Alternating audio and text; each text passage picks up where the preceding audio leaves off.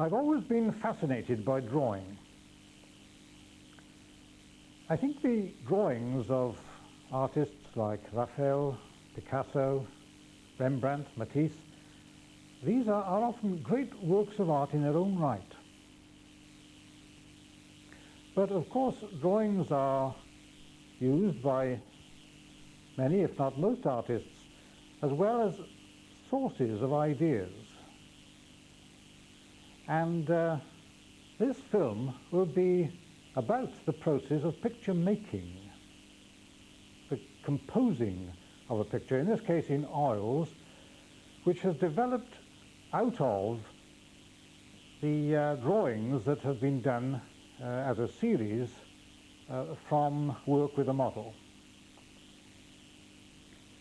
The human figure has always been central to my work, but I am also intrigued by the problems that arise when placing a figure within some kind of surroundings, some environment. And in this case, I've chosen to use a screen that's been standing about in the studio for some time. It's an unfinished design which I'm working on, but it suddenly struck me one day that this would be an excellent background for a painting. And so I asked Sandra, who has worked as a model for me now for some time, to take up some poses in front of the screen.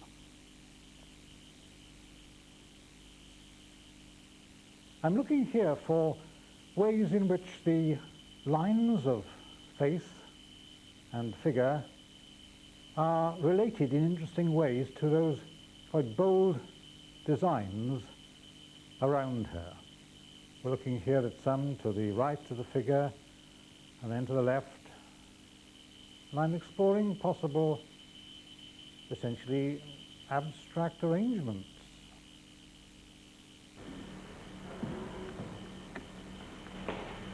Now, one quite nice thing that's happening at the moment from where I am in relation to you is that shape on the screen, you can probably remember it without looking back to it. It sort of shoots up, yeah, it's a bit like a leaf or a tree or a shrub form of some kind, and it's shooting out the top of your head.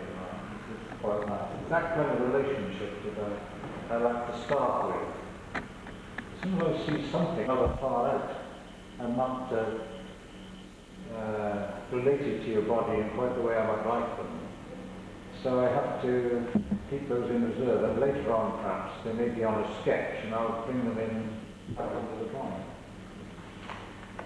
Anyway, supposing I start to do some drawing, Claire.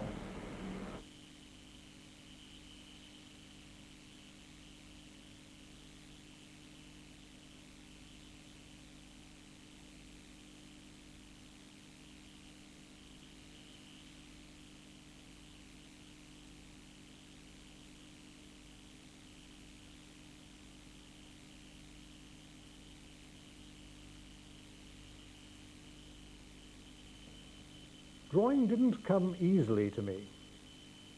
Like many people, I spent years in the life class making detailed models, studies of the nude, working on the problems of light and shade,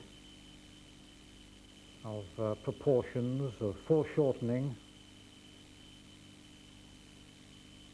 And then came a time when I felt I had to unlearn some of those things, so to speak, and discover something rather more personal about the process of drawing.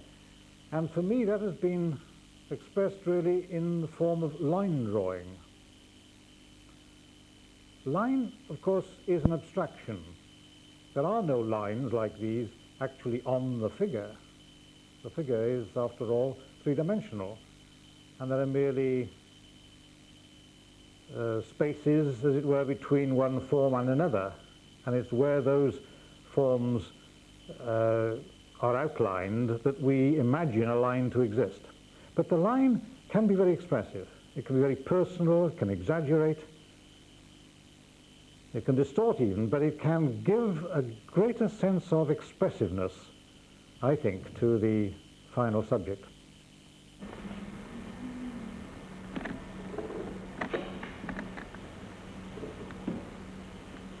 Now, these are the sort of things that I'm interested in this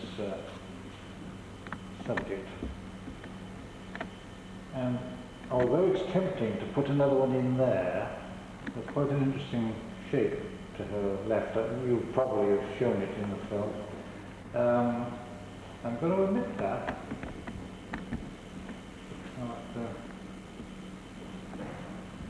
This one might work all right. And here we can see how that blank space to the left of the figure has a value of its own.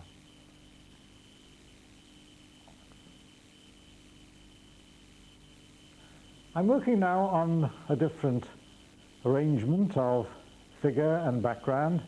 It's sometimes nice to turn the paper the other way, create a horizontal composition, and then using some rather different shapes from the screen. This one bears a rather nice relationship to the hair and the left side of the face.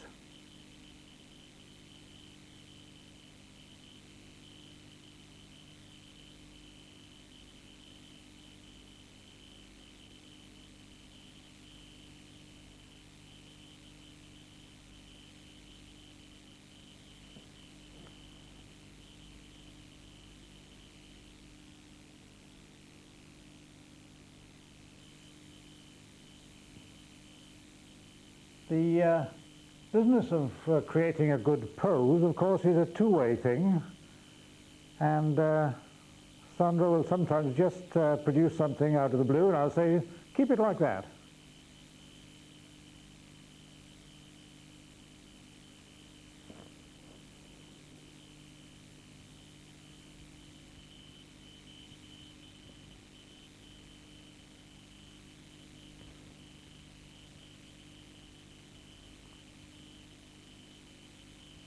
With this one, I've found the arrangement of the knee and the hand and the head and the shape in the screen above the head, all to form a rather interesting central set of forms.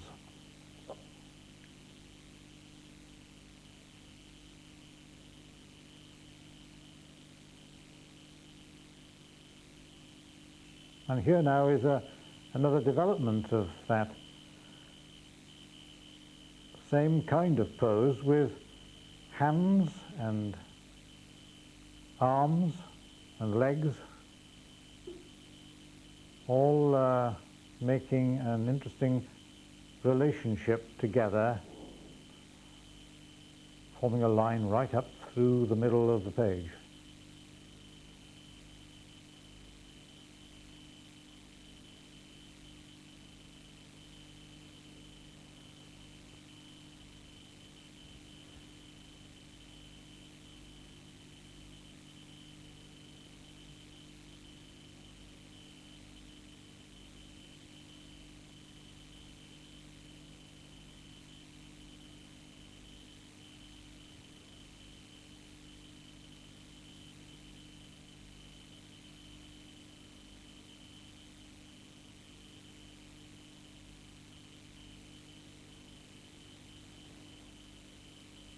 In a sense, a drawing of this kind is just a set of abstract shapes, all of rather similar value in some ways, as the line is a rather similar density.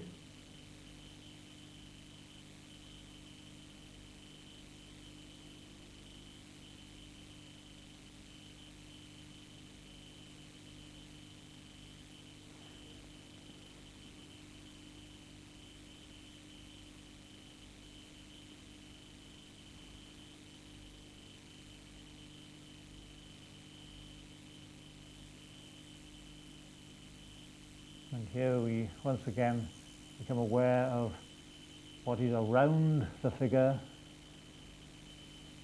and how it all binds together.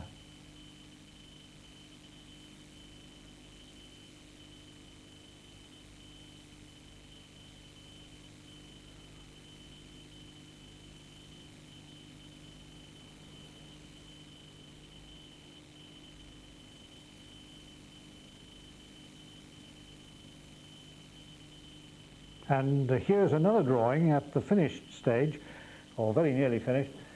It's quite a little different in feeling from the previous pose, but it's only been created by Sandra just moving her head slightly to one side. I noticed her doing that and just asked her to hold that pose. With this one, if you like to take it up to the head and then up further here, I've drawn this rather differently. In the actual screen, it's sort of coming out of the top of the head as it was with all the other drawings. I just felt that partly I didn't have enough space there to put it in, partly it might be nice to make a change, so I just drew it sideways on, round there, and linked it up to another shape altogether, which is just below it. That's that one. Now that actually doesn't appear very much behind Sandra, so I leant over to one side in order to see a bit more of it and push it in.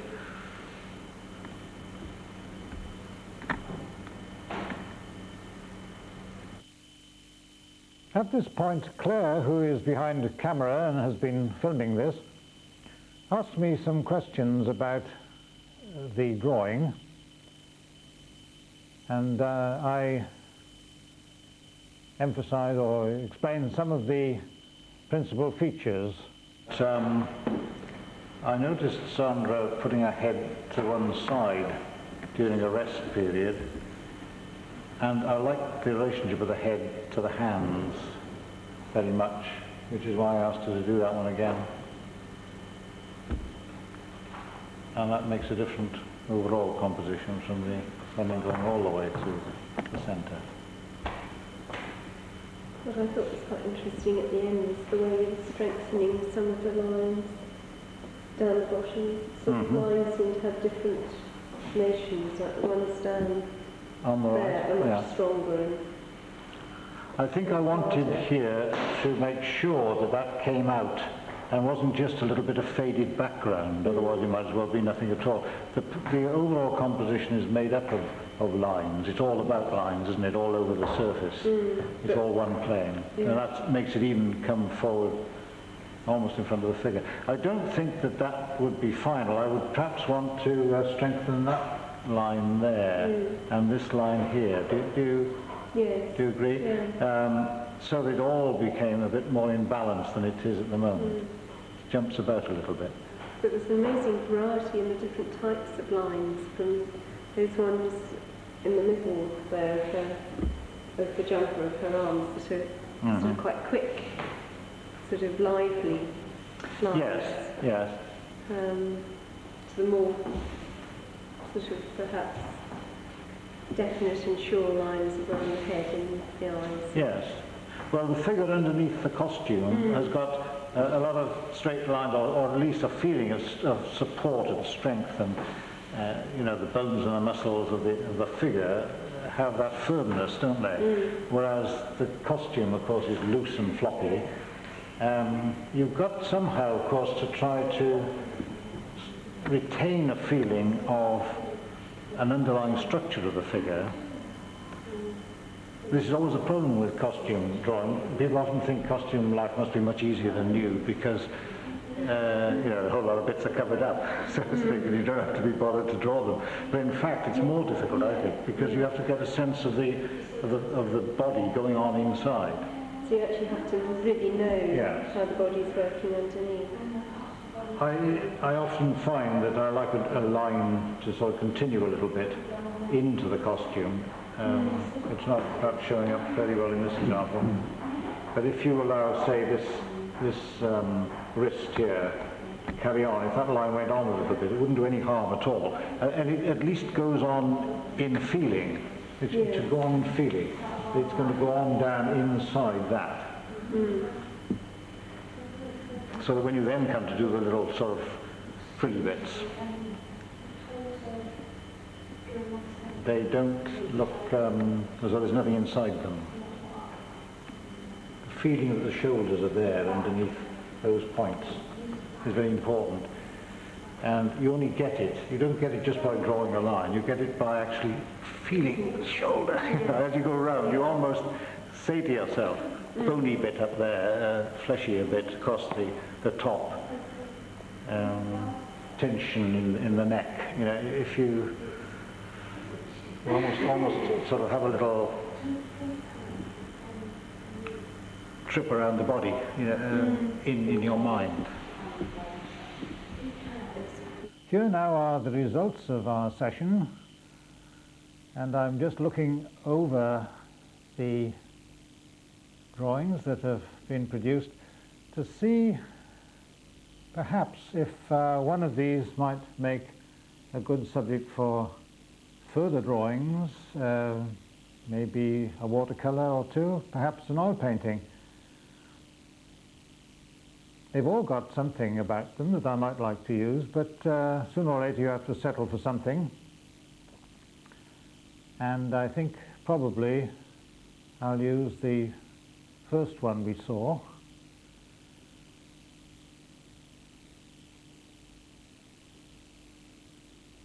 Yes, we'll go back to this one.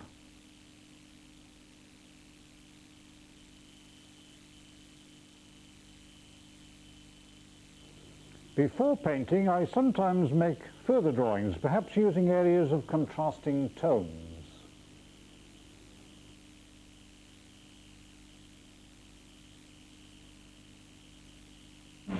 Going to start again. You want to run back or not bother?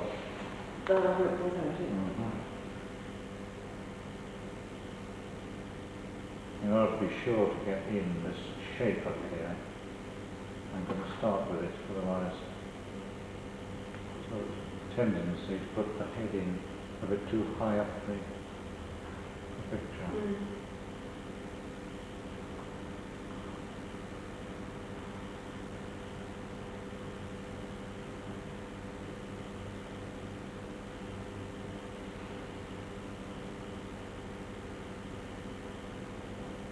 At a fairly early stage here, I begin to put in some blacks, some very dark patches and some half tones. So put in what we did in the last drawing this time. And I might just put in a couple of marks like that, of the kind that appear on the screen in another place, because we might just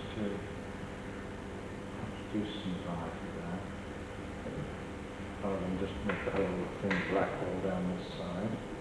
Can I stop you there and I'll go up to the screen? Right.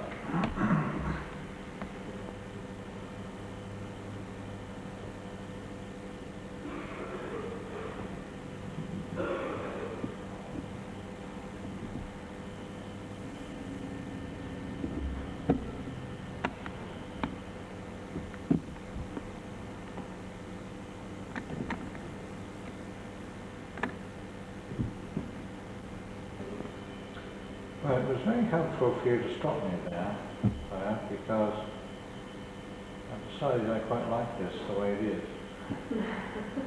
And half the secret of drawing or painting is to know when to stop. So we can here are a couple of photocopies, and rather than carry on with this one for the moment, I'll just use these to experiment a bit, because I'd quite like to see what happens if I carry the half tones down through here.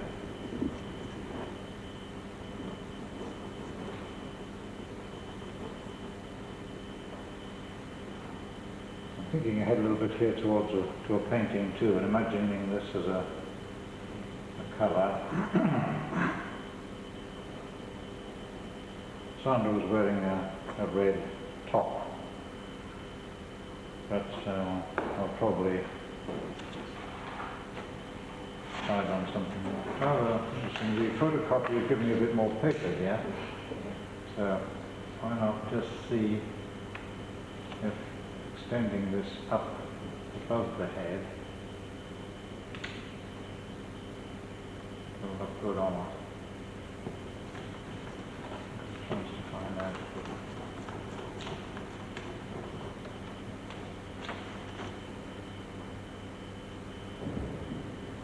Now, it's when I've done something like that that I can go back to the original one, I think, and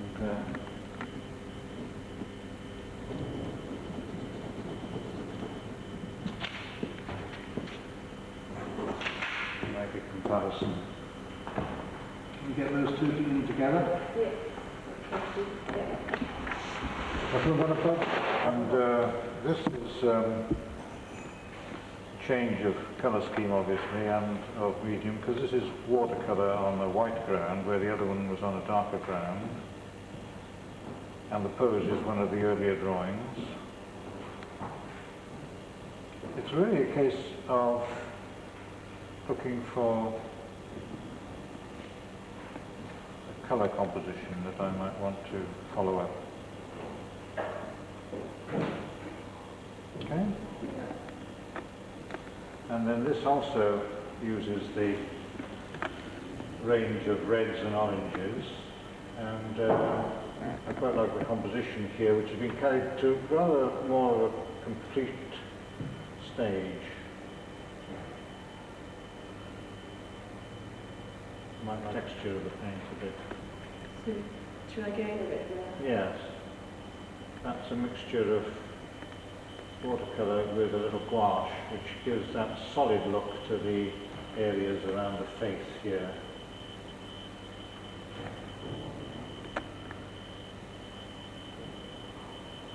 And the hair colour is pure invention, of course. So Sandra's hair is dark. All these little sketches help to make the decision that a larger painting, the sort of range of colours I might like to use.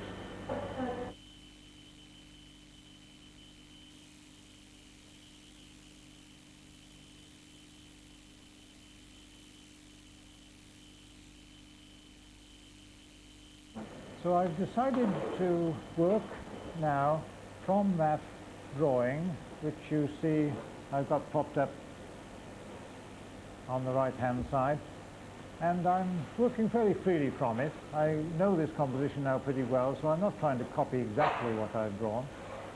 I'm working on a piece of board which has been prepared with a white ground, and just outlining a little bit of the figure.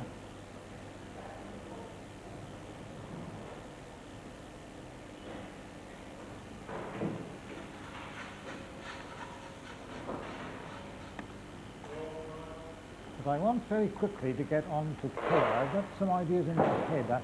I like to select some kind of colour composition in advance, and I'm preparing to mix some red paint.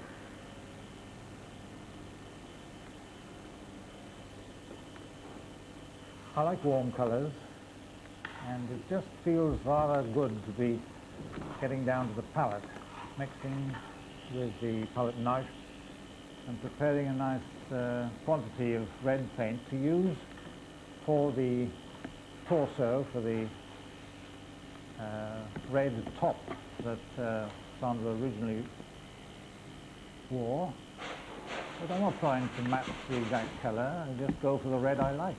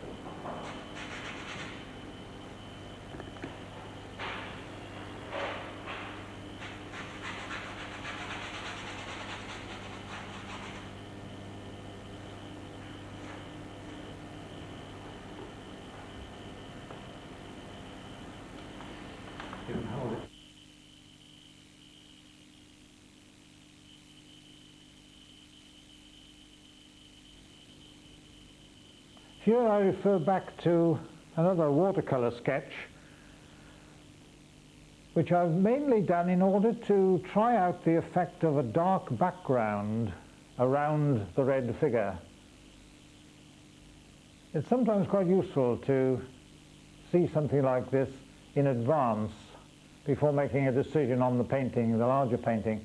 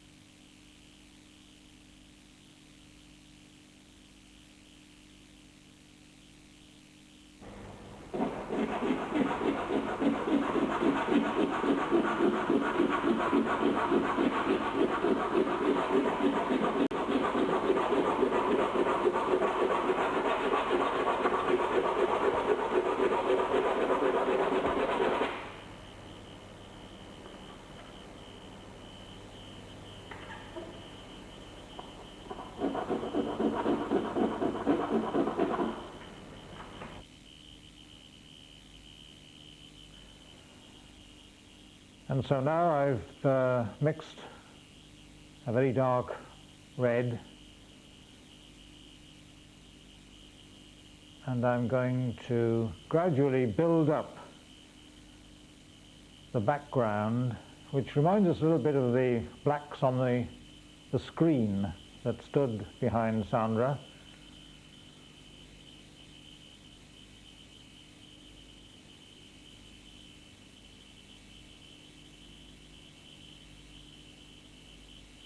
But I'm watching all the time the effect that it has on the first red. It seems to heighten, to brighten the effect of the red on the jumper.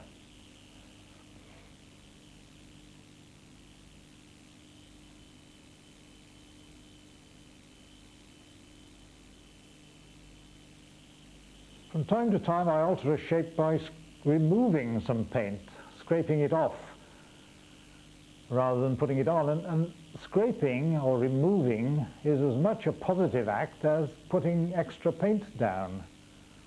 And very often the texture that arises has its own kind of pleasing effect. So I might find that I just leave this surface in the form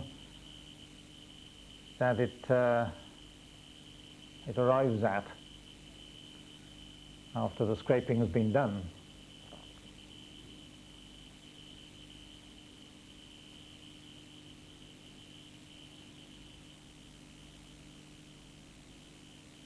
It's been well said of not only painting but of other arts that the objective is variety in unity. And as I paint, subconsciously I think, I'm aware of that general principle. It seems to me it has to apply to everything we do, the tones, the lines, the colours, the textures, every mark one makes has to both help to unite, to compose, to harmonize, and at the same time it must provide something a little different, a little almost shocking perhaps, a little surprising. That's where the variety comes into it.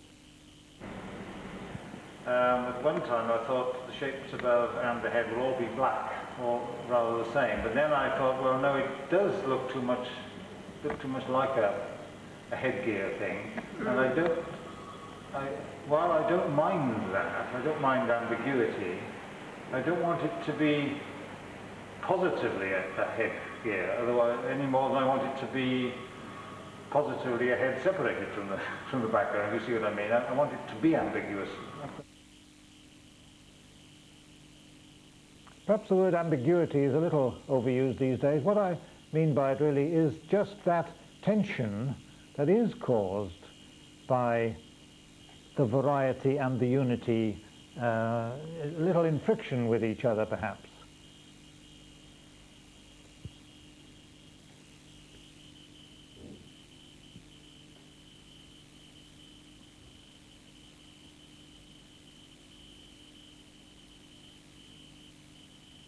And now I keep struggling a little bit with this green area over the eyes. I'm not happy with it. Do I remove it? Do I add something to it?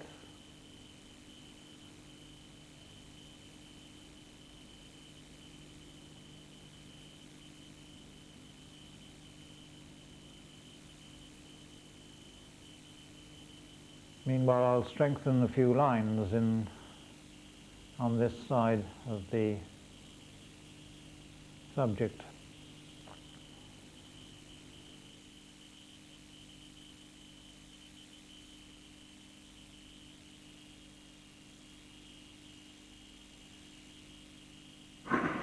Very much apply some of this, which I put on a week ago, but is still wet. So if I want a little bit more of a feeling of line there, I can get it by just rubbing out some of the stuff that's there already. So that's where the real advantage of oil paint comes in, it's a bit more flexible. Yes, that's right. If this were acrylic, it would have gone absolutely rock hard within about 10 minutes of using it.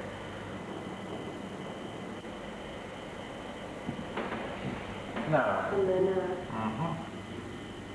so I'm going to work on this bit because it seemed the part of the painting that most needed some treatment, and I'm putting on a red that is neither as dark as the one above it here, nor as light in tone as this scarlet colour to the left. And that helps to take our eye both down from there and across from here.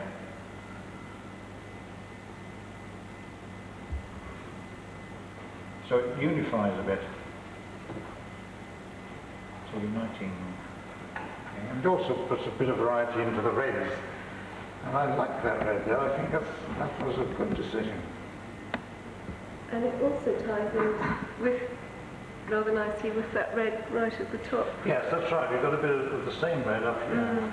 Don't mind putting a bit more now I've thought of that.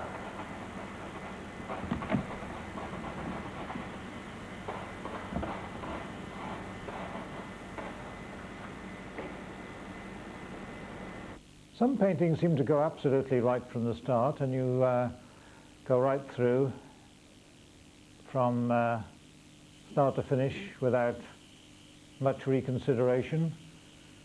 Other times bits simply don't satisfy you and you come back to them and work away at them, finishing up sometimes where you began, but that's just the way of it. And I've done this several times on this painting, both on that shoulder and around the eyes, where I've, as I've said before, added paint sometimes and then found myself removing it. What this means is that you're looking all the time for a general sense of the balance of the colour and of the tones of the painting. And all one can say is that at times it just doesn't seem right. So you try again. Here I'm adding a little colour to the face,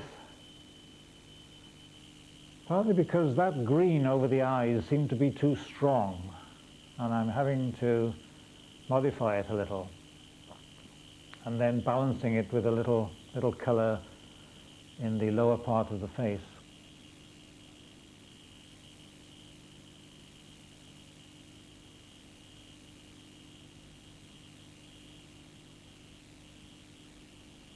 Sometimes it won't be until a day or two later when I come back to look at the picture in the studio that I'll decide, well, that's either that's absolutely right or no, not at all. I'll have to have another go at it.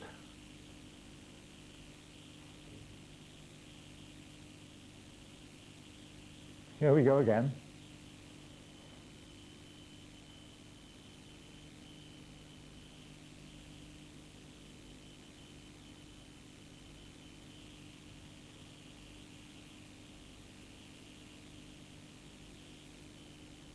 The finger is sometimes better than a brush.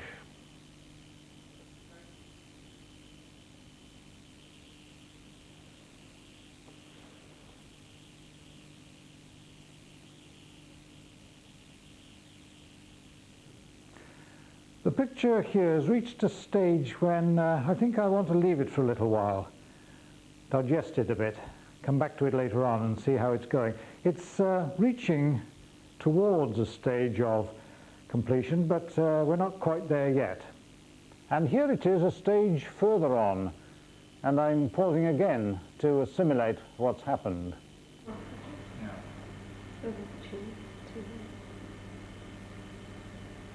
Yes, go by very quickly when you don't wait for them.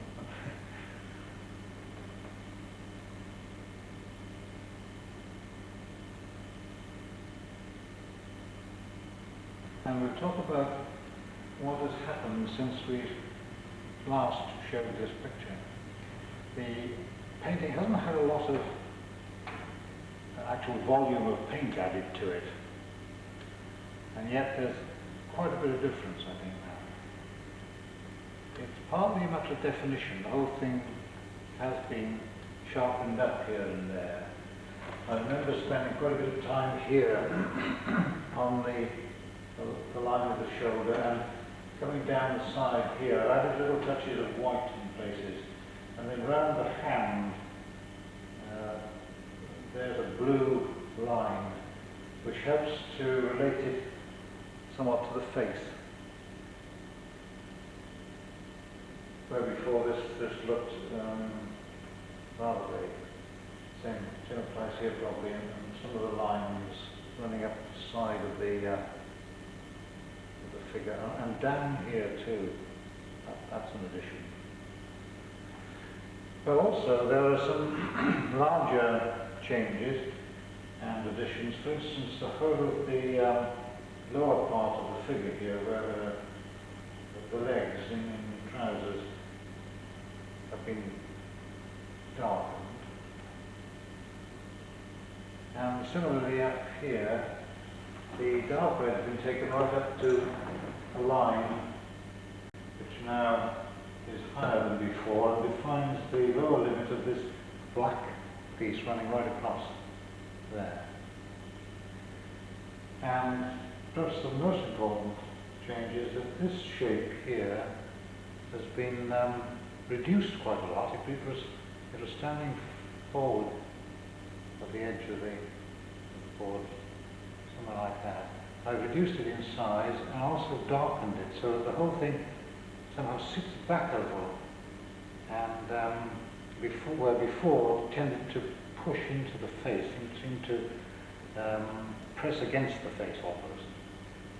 I wanted it to echo to some extent the character of this shape here, and yet not to obtrude quite so much. And so here, for the time being, I leave it with a parting glance at the drawing. Maybe one day in the future I'll find some more things to do to it, but maybe not. Meanwhile, let's look at a few other paintings that are in a more completed state. When I've done all I think I can for the time being to a painting or a drawing, I like to put it in a frame, perhaps with a mount around it, and isolate it from its surroundings. This helps me to assess the overall composition. And perhaps I'll still make some little additions to it from time to time. Here I'm studying I'm looking at some studies of subjects which I've brought together from individual poses.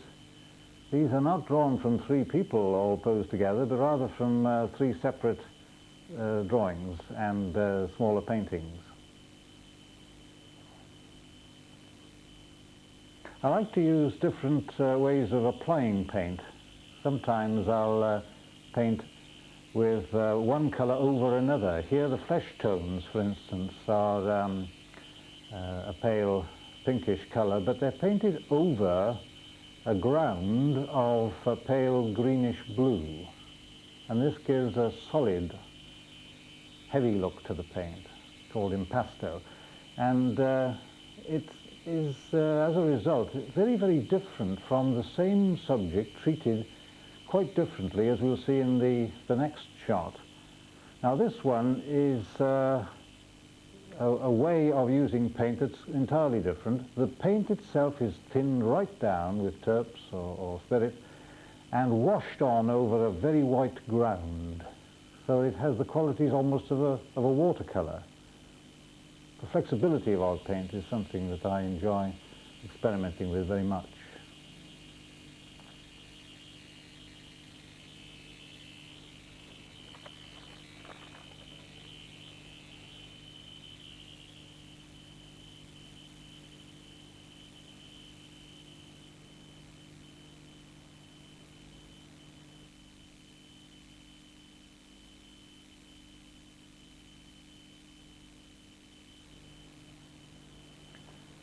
The next two pictures demonstrate that contrast of surface texture that you get here with a very, very heavy and rich surface. Here the thin paint applied over the white base.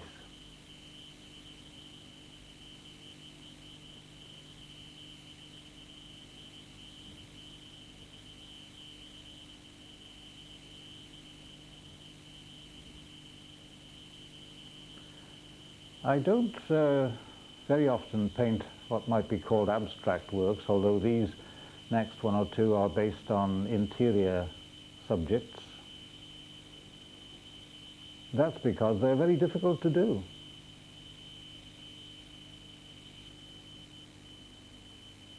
But now and again one or two will please me and I'll keep them. Sometimes I destroy them because they're so hard to design to perfection.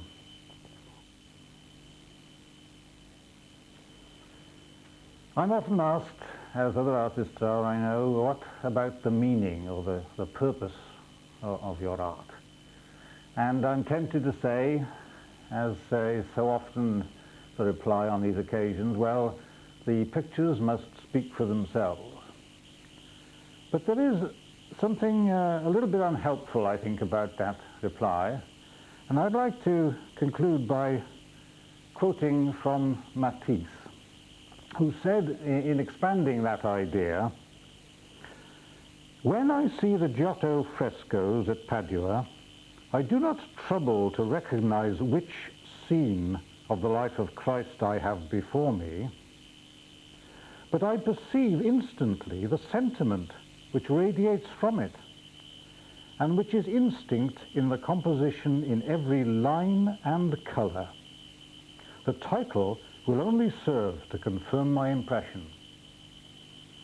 In other words, all art has meaning, but that meaning is only conveyed by means of the forms and the colours.